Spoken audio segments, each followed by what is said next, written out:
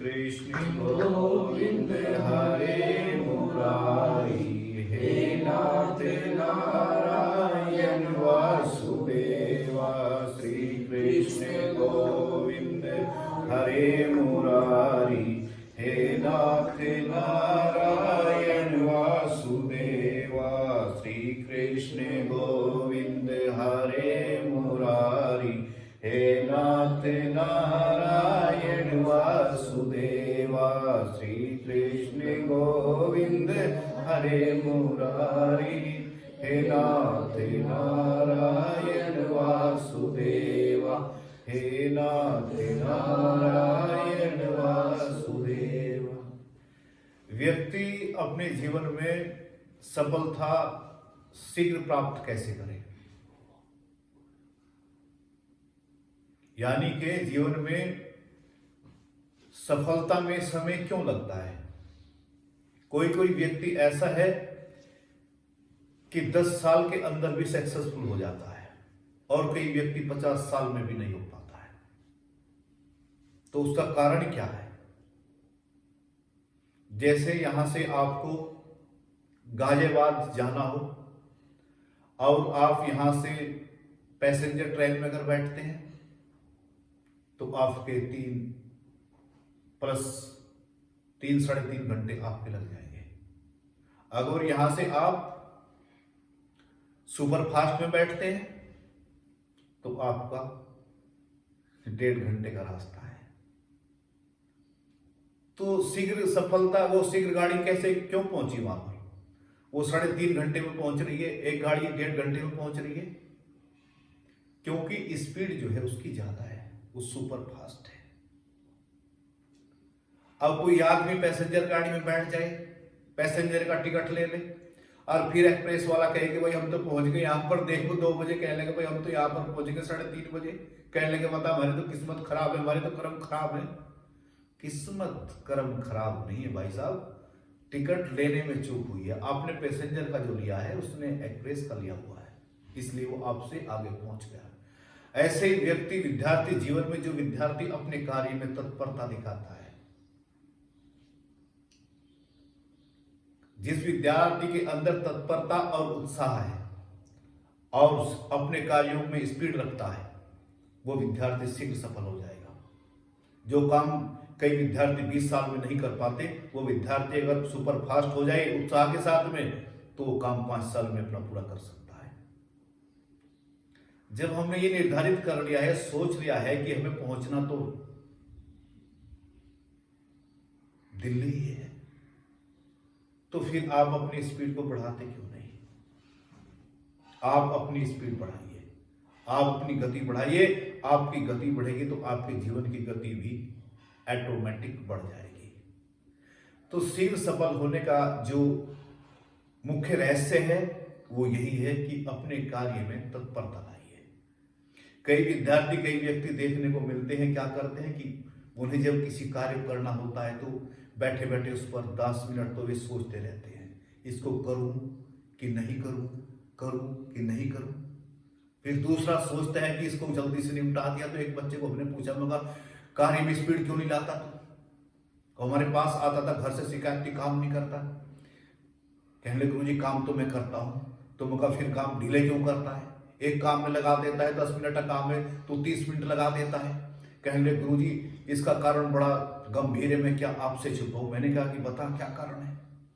सहारनपुर का लड़का था, कहने लगा उसका कारण यह है गुरुजी, जो हमारे बाबा जी हैं बस 4 पाई बिछाए बैठते ही रहते हैं और देखते रहते हैं, जहां एक काम खत्म हुआ कि नहीं हुआ तो दूसरा एकदम से तैयार करके बताते थे। हाँ, डांगरों को पानी पिला दिया जी बाबा जी, कहने लगा फिर गोबर हटाओ, गोबर हटाए गाँव के, अभी चून ले गाओ, चोकर लाओ। तो कहने लगा इस वजह से हम सोचते हैं कि कहने लगे बस एक काम में उलझे रहो, इतनी टेंशनबाजी क्यों पानी है। तो हमने फिर उसको समझाया, अब इतने ही टाइम में तो उस काम को कर रहा है, काम 10 मिनट का है, तो किस कारण से लगा रहा है उसमें कि दूसरा काम मेरे को ना करना पड़े। तो इससे घाटा किसका हो रहा है? घरों की बुराई परस तेरे सर पे रखी हुई है और तेरे जीवन का उत्साह समाप्त हो जाएगा। मैंने ऐसे बहुत व्यक्ति देखे हैं जीवन में, जो सुबह जल्दी नहीं उठते हैं और आलस्य से भरे पड़े हैं। उनको कहो कि नहाने के लिए भी अगर बाथरूम में घुस गए तो भाई बाप रे बाप, लगता है पता नहीं अब ये 1 घंटे को गई है कि 1.25 घंटे को गई है, निकलते ही नहीं है, ढीले काम है बहुत। तो जिस व्यक्ति के जीवन में इस प्रकार की दिनचर्या होती है, अपनी स्पीड लो रखता है और लो स्पीड के साथ में कार्य करता है, उनके व्यक्तियों के जीवन में कभी जल्दी विकास नहीं हो पाता है। विकास जल्दी उन्हीं व्यक्तियों का होता है जिनको कार्य करने में तत्परता होनी चाहिए और ये सोचना चाहिए क्या कि ये काम 10 मिनट का है तो उसको 5 मिनट में कर दूंगा। जब हम बचपन में थे ना, हम बहुत तत्परता रखते थे अपने कार्य में, हमने कभी ये काम नहीं किया जो कर अभी लोग झूलते रहते हैं। जो भी काम किया है तत्परता से किया है। अब से कोई 10 साल पहले की बात है, एक आश्रम पे हमने नर्सरी लगाई थी पॉपुलर की और चारों तरफ उसके लगाई थी, और जैसे लगाई थी तो क्या हुआ, बच्चों ने बहुत पानी दिया तो उसमें ऐसे ऐसे मोटे पेड़ हो गए। तो जिस दिन उसको वो नर्सरी पाड़ कर पेड़ लगाने थे उसी में, तो मैंने क्या काम किया, वो फावड़ा उठाया मैंने और फावड़ा उठाकर वो चारों तरफ के जितने भी पेड़ थे मैंने 3-4 घंटे में सब पाड़ गिर दिए। तो वे जो पड़ोसी थे वे आए कहने, गुरुजी मैं कहा कि कमाल देखा, क्या कि इतना तो हम भी कर सकते, कितना कि जो कार्य आपने 2-2.5 घंटे में कर दिया उसे हम पूरे दिन में नहीं कर पाते। कारण क्या है? मैंने कहा कारण सिंपल सा है, मैं जिस कार्य करता हूं ठान लेता हूं ये मुझे करना है, तो फिर विलंब किसका, क्या सोचना है, जो करना है तो कर दो। तो कहने का तात्पर्य यही है कि कार्य करो, तत्परता के साथ में करो, स्पीड के साथ में करो। अब आपके जीवन में तत्परता अगर स्पीड नहीं है, जीवन में आप ढीले चलते हैं, बहुत है गधे की चाल चलते हैं, तो उससे क्या होने वाला है, जीवन में आप बहुत लेट हो जाएंगे। दूसरा ये जीवन में ध्यान रखो कि आप सोचते हैं कि जितना हम कर रहे हैं ये पर्याप्त है। अगर जीवन में हर व्यक्ति ये सोच के चलेगा कि जितना हम करते हैं ये पर्याप्त है, तो आप जहां आप बुलंदियों पर ईश्वर आपको ले जाना चाहता है वहां आप पहुंच नहीं पाएंगे, एक साधारण व्यक्ति की तरह ही आप रह जाएंगे। ये जीवन में अपनी बात को बैठा लो कि जितना मैं कर रहा हूं इससे और आगे बढ़ूंगा, इससे और आगे बढ़ूंगा। लेकिन व्यक्ति क्या करता है, उसमें माइनस में जाता रहता है। जहां से वो स्टार्टिंग करता है ना, जिस कार्य करता है उसमें से भी वो माइनस में जाता रहता है, प्लस में नहीं पहुंचता है। तो फिर उन्नति शीघ्र कहां होगी? और वो उन्नति जहां परमात्मा ले जाना चाहता है, तुम्हें पता है बार बार ये कहना पड़ता है समझाने के लिए क्या कि जो रास्ते आसान होते हैं उन पर बहुत भीड़ होती है और जो रास्ते कठिन होते हैं उन पर भीड़ नहीं होती है। तो वही तो कारण है। वे अभी नासा पहुंच गए कहां? कोई सबके बस की बात है, पहुंच जाएंगे सब। अब लोग सोचे कि हम भी नासा हो जाएं तो हम भी वहां पहुंच जाएं, तो उसने मेहनत किया है, परिश्रम किया है। उस रात को जाग जाग कर उन लोगों ने अभी परीक्षण किए हैं, रात रात भर रात गवा दी है उन्होंने, क्या कि कुछ नया इतिहास रचेंगे। तो इतिहास वही रचते हैं जो कुछ लोगों से हटकर नया भी करते हैं। अब जो लोग कर रहे हैं तुम भी वही करो। जो लोग करते हैं तुम भी अगर वही करोगे तो फिर तुम बताइए मुझे कैसे लोगों से आगे बढ़ जाओगे? नहीं बढ़ सकते आप लोग। आप लोगों को अगर उनसे आगे निकलना है तो उनका संग भी आपको छोड़ना पड़ेगा। और जब उनका आप संग छोड़ दोगे, अब कोई व्यक्ति 2 नाव में बैठकर यात्रा करना चाहता है तो क्या हो पाएगी? क्या नहीं हो सकती। एक म्यान में 2 तलवार कभी आ नहीं सकती। जिस विद्यार्थियों को ये भी इतिहास गवाह है, एक के नहीं, अभी धीरू भाई अंबानी बचपन में मुरमुरे बेचकर देश के आज उद्योगपति बन गए हैं। यशस्वी जायसवाल गरीब का बच्चा 10 साल का बंबई में पहुंच गया। तो आदमी उनकी सफलता को तो देखता है लेकिन उनकी बैकग्राउंड में नहीं जाना चाहता। किसकी बैकग्राउंड भी देखो, इसने कितने कितने कष्ट सहे हैं, कितने कितनी हिम्मत और बल के साथ में इसने कार्य किए, उस तरफ नहीं जाते। गाय का दूध पीना सबको अच्छा लगता है। वाह, गाय के दूध में गोल्ड की मात्रा पाई जाती है, सोने की मात्रा पाई जाती है। ये अमेरिकन की बात नहीं कर रहा हूं भाई साहब, मैं बता रहा हूं देसी ओरिजिनल गाय है। और बच्चों की बुद्धि के लिए तो, माइंड के लिए तो मैं कहता हूं रामबाण पोसती है। लेकिन समस्या कहां आ गई? ज्यादा की इंसान की जो खोपड़ी है ये थोड़े से भरना नहीं भर रही है। ये चाहती है क्या कि इसमें और भरो और भरो, और मैं कहता हूं इसमें कितना भी भरते जाओ ये कभी भर नहीं सकती। इसकी मेमोरी बहुत है। और कोई कहता है क्या कि मेरे पास तो बस 1 लाख रुपए है, तो मेरे पास 10 लाख आ जाए तो मुझे मजा आ जाएगा, मुझे शांति आ जाएगी। अगर कहीं आग जल रही है और जलती हुई आग में आप जो आग बुझाने वाली सरकार की गाड़ी होती है, फायर ब्रिगेडियर वाली गाड़ी होती है, तो उसमें आप पेट्रोल और डीजल भरवा के लेके आइए कि हमारे यहाँ आग लगी है, और उसमें डीजल और पेट्रोल लेके भर के आओ टैंक में, है, और फिर उसमें अब जलती हुई आग में फुहारा लगाओ, तो क्या होगा? वो आग बुझेगी क्या? नहीं बुझेगी, वो और धधकेगी और उसमें ज्वालामुखी प्रकट हो जाएगी। तो ऐसे ही व्यक्ति सोचता है क्या कि मेरे पास ये है तो सुख हो जाए। मैं कहता हूं सुखी होने का सबसे बड़ा मूल मंत्र है क्या है कि जो भी आपके पास में है, और ये सोच लो हर व्यक्ति जीवन में ईश्वर की इतनी बड़ी व्यवस्था है, हर व्यक्ति की व्यवस्था है। अगर व्यक्ति गहराई से इस बात को सोचता है, अपसेट करता है, जितनी जिसकी योग्यता है ईश्वर ने उसे उससे ज्यादा दिया हुआ है हर चीज। सोच लो, कभी विचार कर लो, जो तुम्हारे पास आज है तुम्हारी योग्यता इतनी नहीं है, उससे परमात्मा ने तुम्हें फिर भी ज्यादा दे रखा है। अपने कभी निरीक्षण करना चाहिए अपने आप का कि मेरी योग्यता है क्या, आखिर मेरे में कौन सा टैलेंट है, ऐसा क्या है। जब ये आप सोचोगे और पाओगे तो सोचोगे कि नहीं, जितनी हमारी योग्यता है उससे ईश्वर ने हमें ज्यादा दे रखा है। तो जीवन में अगर आगे बढ़ना है और शीघ्र सफलता को प्राप्त करना है तो अपने जीवन में स्पीड लाइए, उत्साह लाइए। उत्साह कहां से आता है? उत्साह कोई बाजार से थोड़ी लेके आएंगे कि हमको 5 रुपए किलो तो 100 रुपए किलो उत्साह मिल जाएगा। ये उत्साह तब आएगा जब आप अपना खान पीन सही रखेंगे। श्री कृष्ण भगवान ने गीता के 6वें अध्याय में कहा है कि अर्जुन, योग की प्राप्ति किसको होगी? कि योग की प्राप्ति उसको होगी जिसका आहार और विहार सही होगा। एक लड़का है, अब कहता है अभी बाहर रहता है, कुछ कार्य करता है समाज के लिए, योग वोग के करता रहता है। तो बोला कि गुरुजी बस मेरे को शादी नहीं करनी। मैंने कहा करने, शादी क्यों नहीं करता? कहने लगे नहीं, बस हमने सोच दिया, निर्णय कर लिया, शादी नहीं करना चाहिए।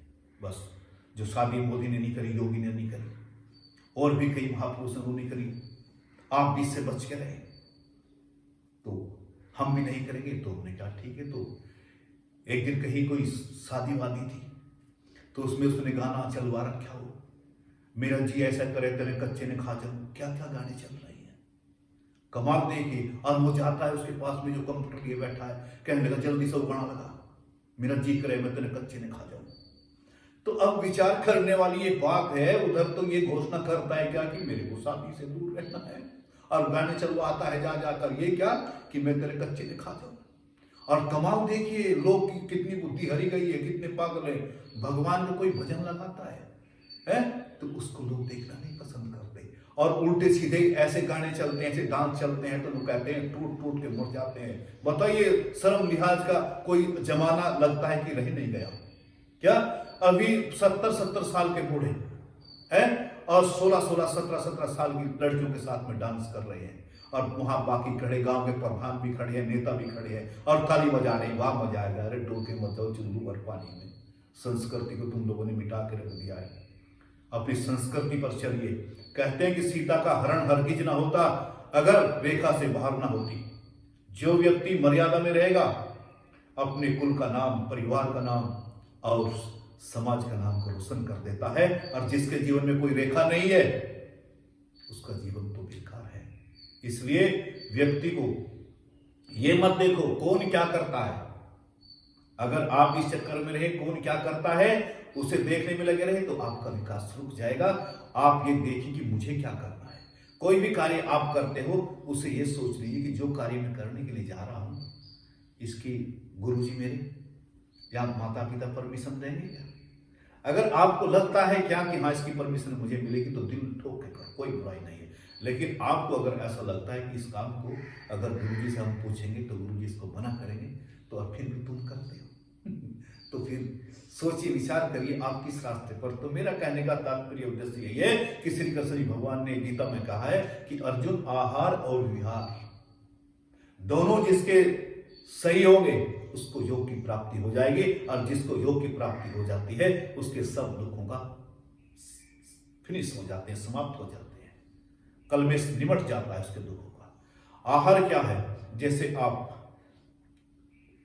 चाउमीन, पिज्जा, बर्गर और क्या क्या बर्गर क्या क्या चल रहा है, किसी में किसी जीव का मांस मिला देते हैं, किसी में किसी का ब्लड मिला देते हैं। अब उन चीजों का अगर आप सेवन करते हैं और फिर सोचते हैं कि क्या हमें योग की शीघ्र प्राप्ति हो जाए, तो असंभव कार्य होगा।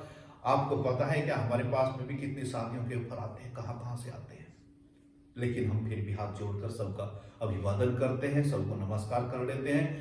अब कई बार से अभी कहीं शादी है तो बहुत, जैसे कहते हैं ना, इम्पोर्टेंट जगह, तो उन लोगों कहने लगा बिल्कुल आना पड़ेगा गुरुजी, नहीं तो तकरार हो जाएगा आपके साथ में।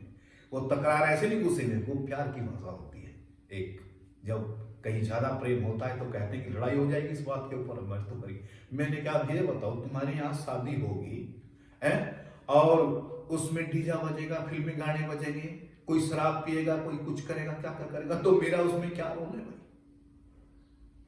मैं कहकर आ भी गया तो उसमें कोई प्रवचन तो चलने वाला है नहीं, क्योंकि उस समय ही बदला हुआ होगा, वहां पर कोई श्रृंगार में होगा, कोई वाइन के नशे में होगा, कोई डिस्को में होगा, कोई डीजे में होगा, वो माहौल ही कुछ और होता है। तो उस माहौल में मैं अगर क्या करूंगा बताइए?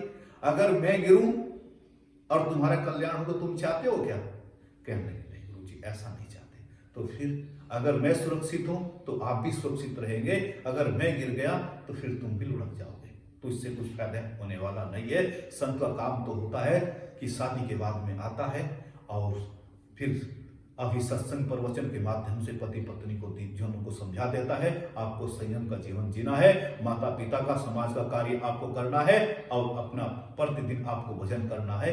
ये संतों का कार्य है। अब कितने संत ऐसे भी हैं क्या? मैं निंदा नहीं कर रहा भाई किसी की, ऐसे बहुत है, मुझे देखता है गाड़ी में सबसे आगे बैठते हैं, कहाँ जा रहे हैं गुरुजी? बारात में जा रहे हैं आज, कहाँ लड़की की शादी में जा रहे हैं, लड़कों की शादी में जा रहे हैं। तो किन्हीं महापुरुषों ने कहा कि कैसा भी संत, इस कोटि का संत हो, उसको आप 10-20 बात बरात करा दो तो वो वहीं 0 डिग्री पे आ जाएगा, 0 डिग्री पर आउट हो जाएगा। और कितना भी दुराचारी दुष्ट आदमी हो, उसको आप 10-20 शमशान यात्रा करा दो। जब मुर्दा मरता है उसके पीछे आप चलिए तो आपको कुछ ना कुछ लाभ होगा, उसका ज्ञान होगा। और कहीं से अगर कोई मुर्दा सामने से आ रहा है, कहीं रोड पर हो तो बात अलग है, तो आदमी को ज्यादा नहीं तो कुछ समय रुक जाना चाहिए। और रुकने का मतलब ये नहीं, रुकने के बाद भी आप इस मन को बताओ कि बेटे, ये आदमी इतनी सारी गलती करता है, दुनिया भर की गलतियां करता है, किससे होती हैं गलतियां? इस शरीर के माध्यम से होती हैं सब गलतियां। किसी को थप्पड़ भी मारा तो किससे एक्टिविटी कहां से प्रारंभ हुई? शरीर से हुई। किसी को आंख निकाल दी, ऐसे भी कानून है भाई साहब। अगर किसी स्त्री की तरफ आपने आंख निकाल दिया ना, भूल कर देख लिया, तो उस पर भी कानून बना रखा। हाँ, आप पर धारा लगेगी और आप अंदर जाएंगे। स्त्री को आपने क्यों घूरा? किसी को आपने रेपट मार दिया, किसी के साथ में किसी ने जबरदस्ती रेप किया, बलात्कार किया, तो ये दुनिया भर के कार्यक्रम जो भी हो रहे हैं उल्टे सीधे, अब बताइए कहां से? शरीर से हो रहे हैं। और शरीर है मरने वाला, ये तो एक दिन आएगा तो मर जाएगा। अब कितने इस शरीर को इतना खिलाते पिलाते हैं कि कोई वर्णन नहीं है। एक भाई साहब बता रहे थे, कहने क्या कि 50 किलो की आई थी पत्नी। मैं कहा 50 किलो की, अब तो मैं मोटी लग रही है। कहने लगा अब तो ये 1.5 क्विंटल की हथनी हो गई है। आई थी पत्नी, हो गई हथनी। तो भाई ये कैसा हुआ? कहने लगे गुरुजी हुआ क्या? कहने लगे कि क्या कि मैं समझाता भी हूं इसको कि इतना मत खाया कर, इतना मत खाया कर। कहने लगे मानती नहीं और नाराज हो जाती है। कहने लगे मुझे पता है तुम क्यों कहते हो, तुम ये चाहती हो मैं कुछ ना खाऊं पीऊं। मैं कहता हूं बाबा मैं ऐसा नहीं बोलता हूं, तो खाए कितना ले तो देख ले, तो 50 किलो से 1.5 क्विंटल की हो गई है। किसी दिन बीमार भी हो गई तो गाड़ी में कौन तेरे को बैठाएगा? और कहने लगे गुरुजी अब समझाता हूं तो रोने लगती है। कैसे कैसे आदमी है, बच्चों जैसी बुद्धि है। और कहने लगा रोने लगती है तो फिर मैं चुप हो जाता हूँ, तो फिर मेरे सामने भोजन तो करती है थोड़ा बहुत, लेकिन मैं जैसे टूटी गया फिर घुस कर पूरा मार मारती है बाद में, मेरे चले जाने के बाद में। अब ऐसे अगर मन के बहकावे में आकर तुम कार्य कर रहे हो, 50 किलो से 1.5 क्विंटल के हो गए हो, तो विचार करिए आपने अपने जीवन को क्या सीखा? आपके पास में कंट्रोल नहीं। तो फिर कहने लगा कितना भोजन करना चाहिए, कितनी रोटी खाती है? कहने लगी 8-10 बजे खाती है 8 रोटी और 5 शाम को खाती है। तो कितना खाना चाहिए? फिर बता। कहने लगी भाई 1 रोटी सुबह लिया कर और 1 शाम को लिया कर, ना दवाई लेने की जरूरत पड़ेगी ना तुझे कुछ, अपने आप तेरा वेट कम हो जाएगा। तो ऐसे श्री कृष्ण जी भगवान ने बताया कि जीवन में कि आहार और विहार, आहार का मतलब क्या होता है? आप कैसा भोजन खाते हैं। अब जो बच्चा बाहर का खाता है, मैं कहता हूं, सभी व्यक्तियों को कहता हूं कि अभी आप चना खाइए, विटामिन से भरपूर है। आप दूध पीजिए, आप ड्राई फ्रूट लीजिए, आप 1 केला डेली खाइए। इन चीजों से क्या होगा? आपके अंदर इतनी एनर्जी आएगी। और जिस चीज के लिए आप दौड़ रहे हैं ना, ये चाउमीन, ये पिज्जा, ये बर्गर है, मोमोज वोज और पता नहीं क्या क्या अड़गम सड़गम, ये बाहर की चीजें हमारे यहाँ आ गई और इन्हें खा रही है। अब एक जगह तो मैंने ऐसा देखा, तुम्हें क्या बताऊं, ये जैसे यहाँ से होते हैं ना इस प्रकार के, उनको क्या बोलते हैं, वो उड़ते रहते हैं, झींगे, झींगे बोलते हैं। तो मैंने देखा उनको जिंदों को मिला मिला कर खा रहे, जिंदों को मिला मिला के। हे तौबा तौबा, हे प्रभु, ये कैसा समय आ गया है। ये हमारे भारत में तो अभी नहीं है, लेकिन चाइना के अंदर देखा गया है। जिंदों अभी जीवित को मिला मिला, अब लोग कहते हैं, सब पूछते हैं कि कैसा टेस्टेड है, कहने लगे बहुत आनंद आ रहा है, क्या जीवन है। तो भगवान ने कहा है कि जिस विद्यार्थी को, जिस व्यक्ति को अपने जीवन से दुखों का अंत करना है, तो वो आहार और विहार को अपने शुद्ध रखे। अभी बाहर का भी ये नहीं कहता, कहीं शादी में ब्याह में जाते हो आप लोग, वहां भी आप बच सकते हैं। अगर बचना चाहें तो वहां फल फ्रूट है। शादी में कोई व्यक्ति थे तो वे गए, तो जाकर समझदार थे, टीचर थे, तो सब कोई चाउमीन खा रहा था, कोई कुछ खा रहा था। तो उन्हें कहने लगे कि मास्टर जी क्या दिमाग चल गया आपका, कहने क्यों, कहने लगे साग रोटी तो घर में खा लेते आप, यहाँ भी साग रोटी खा रहे। कहने लगे भाई और क्या खाऊं, कहने लगे चाउमीन है, पिज्जा है, बर्गर है, ये खाओ। कहने लगे चाइनीज माल तुम खाओ, मैं तो साग रोटी खाकर ही सुख से हूं। तो ऐसे ही शादी में भी बहुत लोग कहते हैं कि आप फल फ्रूट है, आप बहुत सारी चीजें खा सकते हैं और उसके बाद में फिर अपने जीवन को आप धन्य बना सकते हैं। तो जीवन में अगर आपको आगे बढ़ना है तो तत्परता, स्पीड, गति बढ़ानी पड़ेगी। अब जितनी गति से आप चल रहे हो ना, हर रोज ये सोचो कि 1 पॉइंट मेरे को बढ़ाना है। अगर तुम्हारे मन में ये आता है कि 1 पॉइंट घटाना है, तो आपकी प्रोग्रेस, जहां आपको ईश्वर पहुंचाना चाहता है वहां फिर आप पहुंच नहीं सकते। हर दिन ये सोचिए क्या कि मेरे को अपनी स्पीड बढ़ानी है, मैं अपने कार्य की स्पीड बढ़ाऊंगा। और तुम जैसे कार्य कर रही, बात ये कि क्या कि आप जैसे बच्चे हैं, ये समय अभी है, अगर इसमें आपने स्पीड बढ़ानी सीख लिया तो आप कामयाब हो जाएंगे। और इसमें अगर स्पीड आप अपने कार्यों की ना बढ़ा पाए तो जीवन में फिर स्पीड बढ़ने वाली भी नहीं है। समय है, कहते हैं क्या कि समय व्यक्ति को महान बना देता है और समय व्यक्ति को कंगाल बना देता है। समय की महिमा है। और अपने आप को कभी दीनहीन कमजोर नहीं समझो, और ये समझो कि हम कितने सौभाग्यशाली हैं क्या कि ईश्वर ने हमको भारत भूमि में जन्म दिया है, जहां पर भगवान राम आए। आज तक किसी अदर कंट्री में आपने सुना भगवान ने वहां जन्म लिया थे? वो भारत भूमि है जहां डाल डाल पर चिड़िया करती है बसेरा, वो भारत देश है मेरा।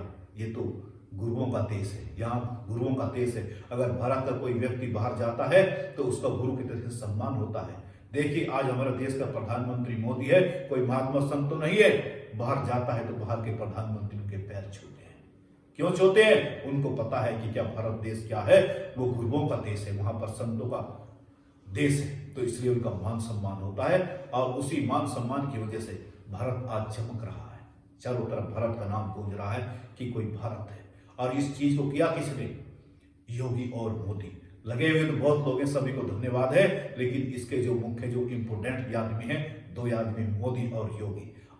बाकी के क्यों नहीं कर पाए? प्रधानमंत्री तो उससे पहले भी रहे, वे क्यों नहीं कर पाए? उसका कारण है क्या? वे लोग अभी परिवार के टच में थे और ये लोग दोनों परिवार के टच से बाहर हैं। आज हमारे देश के मुख्यमंत्री योगी आदित्यनाथ जी की बहन ऋषिकेश में एक दुकान लगाकर छोटा सा ढाबा बना हुआ है, उसमें अभी अपना बिस्कुट, पराठे सराठे बेचारे बनाकर बेचते हैं। लेकिन कभी बहन ने फरियाद नहीं किया होगा योगी से, और कभी योगी ने नहीं सोचा है। वो तो मंत्री है, देश का मुख्यमंत्री है, जरा सा इशारा करते ही, आंख का इशारा करते ही सब कोई नक्शा बदल जाएगा। लेकिन नहीं, उसको पता है क्या वो संत है जिसके भाग्य में जो है भाई उसी तरीके से अपने जीवन को काटो। मैं जनता के पैसे का शोषण नहीं कर सकता। और वही बात है, उनको तनख्वाह भी मिलती है, वे उस तनख्वाह को भी समाज के कार्य में लगाते हैं। जब वे मुख्यमंत्री बने थे तो उनके लिए कहा कि जो वहां पे कार्यकर्ता थे कि गाड़ी कौन सी आई आपके लिए। उन्होंने कहा गाड़ी की, हाँ जो भी मुख्यमंत्री बनता है उसके लिए नई गाड़ी आती है, बताओ एक गाड़ी लाए कि 2 लाए। तो योगी जी ने मना कर दिया, कहने लगे कोई गाड़ी लाने की आवश्यकता नहीं है, पहले वाली जो गाड़ी है वे तो चल रही होगी। कहने लगे कि हाँ वे गाड़ी चल रही है। तो कहने लगे मैं उन्हीं से कार्य करूंगा। तो उन्हीं से कार्य कर रहे हैं। और जिस दिन एक भूमि पर जाकर उन्होंने क्या काम किया कि बहुत बड़ी बिल्डिंग धराशायी की थी, कितने अभी उन्होंने गैंगस्टर को ठिकाने लगाया है, और कितनी बिल्डिंगों को जो अवैध जगह पर बनी हुई थी उनको धराशायी करके उसका अमन हो रहा था। और उसकी घोषणा ये थी योगी जी की कि इन पर गरीबों को अभी मकानों के लिए जगह वितरित की जाएगी। तो उस दिन जब पूजन हो रहा था और उस पंडित जी कर रहे थे, मैं देख रहा था, तो उन्होंने जब कहा तो कि यहाँ पर दक्षिणा रखो, तो योगी जी कभी साथ जेब में हाथ नहीं, कभी इसमें पैसे थे। तो फिर वहां पर एक महिला बैठी हुई थी, उसने पर्स में से अपने पैसे निकाले और वहां पर फिर पूजन में रखे थे। तो कारण क्या है? कहते हैं कि राजा अगर सही होगा तो प्रजा अपने आप सही हो जाएगी। दोनों ईमानदार हैं, दोनों को बस एक ही धुन है, क्या कि भारत का नाम बहुत ऊंचा हो जाए। तो ऐसे व्यक्ति के जीवन में भी जब व्यक्ति अभी सोचता है कि क्या कि बहुत बड़ा करना है और सबका भला हो और कोई धोखाधड़ी नहीं करता, तो लोग उसको सपोर्ट करते हैं। रही बात ये कि आप सोचो कि सभी समाज हमको धन्यवाद देगा, हम योग करते हैं, प्राणायाम करते हैं, कथा करते हैं, तो तुम क्या सोचते हो सभी लोग माला लेके आएंगे? कितने कहेंगे रे, कहने का इन्होंने दुनिया का बेवकूफ बना रखा है। और तुम समझ रहे बात को, हथेली बजवाए वहां से, डांस करवाए वहां से, और फिर तुम्हारी बुद्धि खराब होगी, तुम पैर भी पकड़ो, रुपए भी चढ़ाता रहे। अरे भैया समझ इस बात को, समझ क्या लेकर आया क्या लेकर जाएगा। न कुछ लेके आया न कुछ लेकर जाएगा। जो तूने अच्छे कर्म किए हैं वही तेरे साथ जाएंगे और वही तेरे जीवन का कवच होगा। तो अपने जीवन को आप बनाइए, गुलाब के फूल की तरह से बनाइए। गुलाब का फूल जहां भी जाता है अपनी महक को छोड़कर आता है, किसी गंदगी लेकर नहीं आता है। जो कहता है उसे कहने दो, उसका काम कहना है और तुम्हें जीवन में आगे बढ़ना है। जय श्री राम।